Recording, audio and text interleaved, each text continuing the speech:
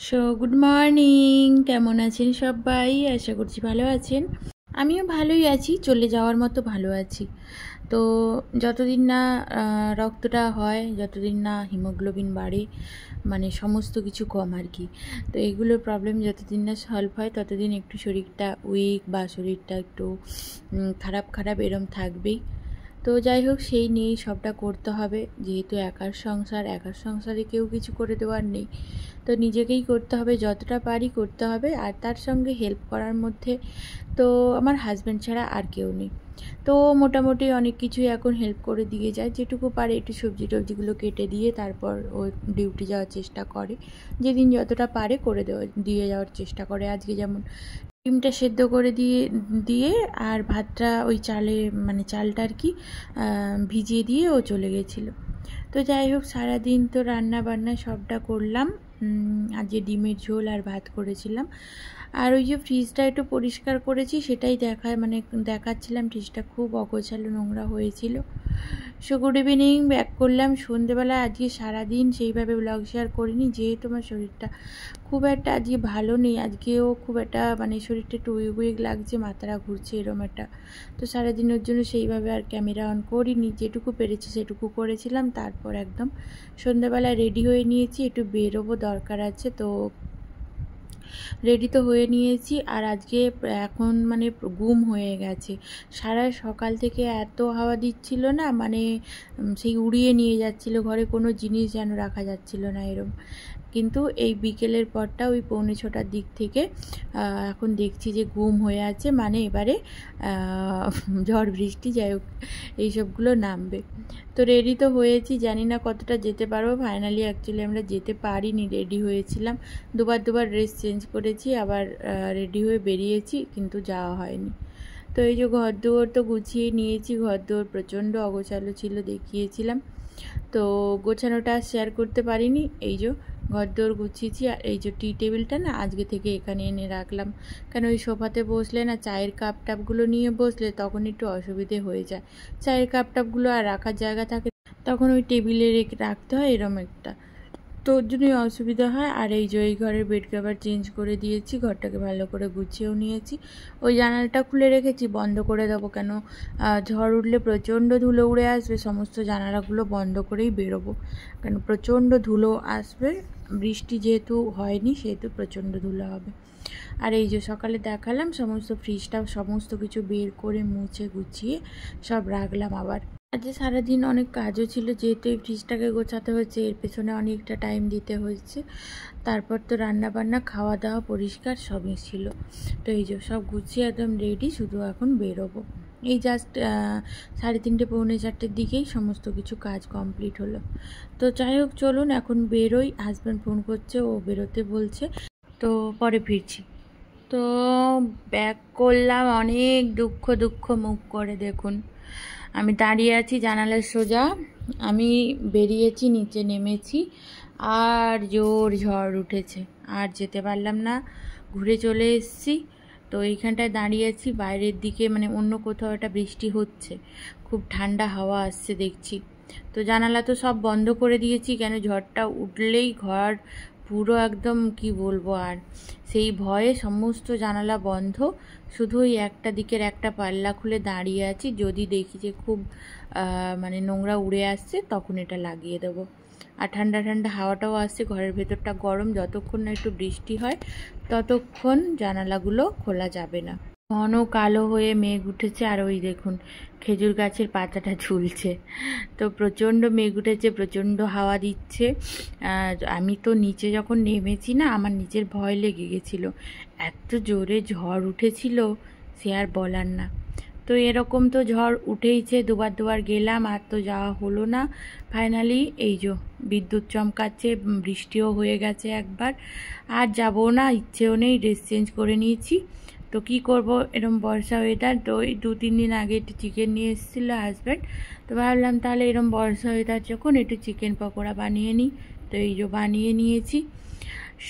Good morning, back করলাম পরের দিন সকালে। এখন বাজে ওই কটা, মনে হয় 11টা 10-15 হবে। রান্না বসিয়েছি, হাজব্যান্ড নিয়ে এসছে মাছ। অ্যাকচুয়ালি আজকে আমার বাবা মায়ের আসার কথা ছিল সকালে, কিন্তু সকালে আসেনি, আসবে সন্ধেবেলায়। তো যার জন্য হাজব্যান্ড মাছ নিয়ে এসেছিলো, একটু ইলিশ মাছ নিয়ে এসছে। আর মেয়ে যেহেতু ইলিশ মাছ খায় না, সেহেতু ওর জন্য চিংড়ি মাছ নিয়ে এসছে। তো ইলিশ মাছটা আমাদের মতোই রান্না করি, আমাদের মতো বলতে আমার আর হাজব্যান্ডের। তো এই যে ইলিশ মাছ বলে কথা, দু তিন পিস করে না হলে কি ভালো লাগে বলুন তো? যদিও ছোট ছোট পিস ছিল, কিন্তু জানেন তো ছোট ইলিশ হলে হবে কি, খুব টেস্ট ছিল, খুব ভালো টেস্ট পেয়েছিলাম মাছটাতে খাওয়ার সময়। আর অল্প একটু সর্ষে দিয়ে রান্না করেছি। আমার তো সর্ষে দিয়ে ইলিশ মাছ খুবই ভালো লাগে, যদিও ইলিশ মাছের সঙ্গে আর কিছুই লাগে না, তাও ওই যে করতে হয় খাওয়ার জন্য। আর এদিকে সবজিগুলোও আজকে হাজব্যান্ড কেটে দিয়ে গেছে। জানেন, যেহেতু শরীরটা ভালো নেই, বলছিলাম খুব মাথাটা যেন ঘুরছে, খুবই মাথাটা ঘুরছিল অ্যাকচুয়ালি। তো যার জন্যই ও একটু সবজিগুলো, ওই যে একটু ডাঁটা দিয়ে পোস্ত করব, ওই লাউ ডাঁটা নিয়ে এসেছিলো। আর পাতাটা দিয়ে ভাবছি যে চিংড়ি মাছ দিয়ে পাতা, মানে লাউ পাতা ভাজা করব আর কি। চিংড়ি মাছ দিয়ে লাউ শাক ভাজা, পাতা না, লাউ শাক ভাজা। তো যাই হোক, এইদিকে আমি এই ইলিশ মাছের মশলাটা তুলেও দিয়েছি, একটা কাঁচা লঙ্কা দিয়েছি। আর এখন তো মানে বাজারে এর আগের বারে না, এই 3-4 দিন আগেই কাঁচা লঙ্কা নিয়ে এসেছে, ধরা হয়ে পুরো ফ্রিজের মধ্যে রয়েছে। মানে একটুও ঝাল নেই, আমার মেয়েও খেয়ে নিতে পারবে এরম। আর এই কাঁচা লঙ্কাটাও আমি আজকে খেয়ে দেখলাম ভাতের সঙ্গে, সেম একই জিনিস, কোনো লঙ্কাতে ঝালই নেই। কেন কে জানে লঙ্কাগুলোতে ঝাল নেই, তাও দিয়েছিলাম, একটাই দিয়েছি, বেকার দিয়ে নষ্ট করে লাভ নেই। ভাবছি একসঙ্গে পেস্ট করে একটা কন্টেনারের মধ্যে রেখে দেবো। তো এই যে হয়ে গেছে, একদম গা মাখা করে করেছি ইলিশ মাছটা। আর এইদিকে ওই যে চিংড়ি মাছটাকে এখন ছাড়াতে বসবো, এতক্ষণ ফ্রিজে রেখে দিয়েছিলাম, কেন ফ্রিজে রেখে দিলে না খুব তাড়াতাড়ি ছাড়ানো হয়ে যায়। আর এইদিকে ওই যে একটু ঝিঙে আর লাউ ডাঁটা আলু দিয়ে একটু পোস্ত করব।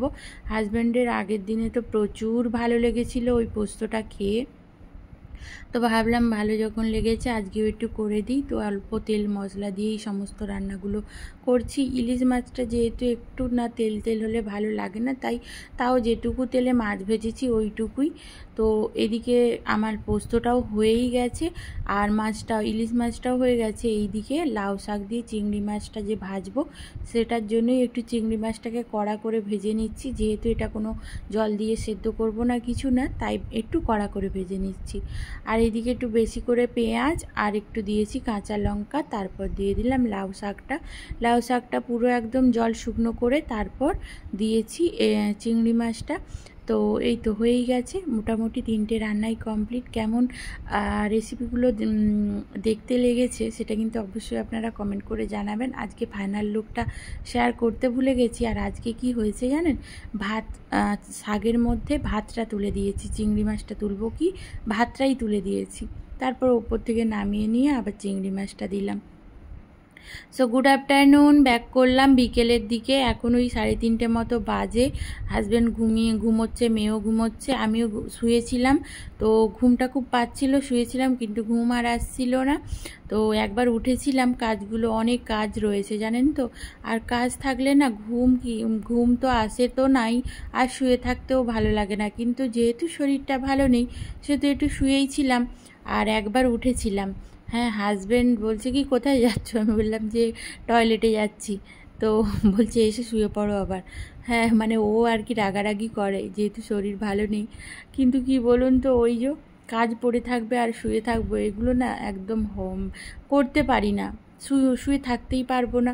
কিন্তু কিছুক্ষণ রেস্ট নিয়েছি, তারপরেই উঠলাম।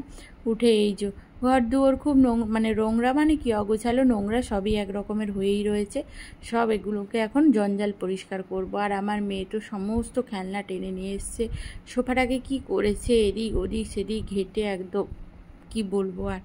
আর এই সোফার মধ্যে জানেন তো, আজ সকালে পড়তে বসেছে, সোফার মধ্যে কাজ নেই, মানে লেখার খাতার অভাব এত, ও সোফার মধ্যে লিখেছে আর বেড কভারের মধ্যে লিখেছে, ওর এত খাতার অভাব হয়ে গেছে। তো খুব আজকে রেগে গেছিলাম, ও বিকেলে ঘুম থেকে ওঠার পর ওকে বকেও ছিলাম। সোফার মধ্যে বেড কভারে লিখেছে ঠিক আছে চলো, কিন্তু সোফার মধ্যে লিখেছে, আর আমার পছন্দের জিনিস সেগুলো নষ্ট যদি কেউ করে না, আর সে যেই হোক না কেন, আমার খুব মাথা গরম হয়ে যায়। তো ওকে ওর জন্য খুব বকাবকিও করেছি। তো ওকে বলেছি তুই একদম মেঝেতে বসবি, সোফায় বসবি না, তুই যেদিন সোফায় বসার যোগ্য হবি সেদিন সোফায় বসবি। তো হাজব্যান্ড তো শুনে কি হাসছিল, বলছে যোগ্য হতে হবে সোফায় বসার জন্য, এইরকম আর কি।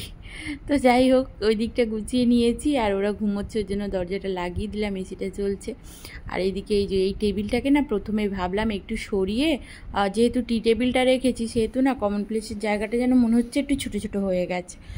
তো ভাবলাম যে এই টেবিলটাকে সরিয়ে যেই টুলটার মধ্যে আমি বোতলগুলো, ওয়াটার বটলগুলো রাখি, এই যে দেখুন সাইডে রেখেছি, ওটার মধ্যে সমস্ত কিছু রেখে দেবো। কিন্তু তারপর না কেমন একটা যেন লাগছিল, আবার সরিয়ে এই টেবিলটাকে এখানে রেখে আবার সমস্ত কিছু সেট করে নিলাম। তো এই এখনও কিচেনে যাব, আগে ভাবলাম শুকনো কাজগুলো করে নিই, কিচেনে গেলে না নাইটিগুলো ভিজে যায়, বাসন টাসন ধুতে গেলে তখন না খুব সমস্যা হয়। ওর জন্য ভাবলাম আগে শুকনো কাজগুলো করে নিই, তারপর কিচেনে একদম ঢুকে পরিষ্কার করে ঘর দুয়ার মুছে ফ্রেশ হয়ে নেব। সো ব্যাক করলাম, একদম এখন 5টা 10 বাজে, একদম স্নান করে নিয়েছি, ফ্রেশ হয়ে নিয়েছি, সমস্ত কাজ কমপ্লিট হয়ে গেছে, আর কোনো কাজ নেই এখনকার মতো, আবার যা আছে সন্ধেবেলায়।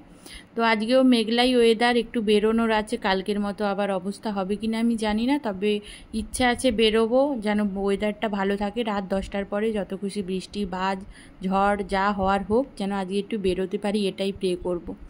তো যাই হোক, এই যে গোছানো কমপ্লিট, আজকের মতো ব্লগটা এখানেই এন্ড করছি। টাটা, সবাই ভালো থাকবেন, দেখা হচ্ছে নতুন একটা ব্লগের সঙ্গে।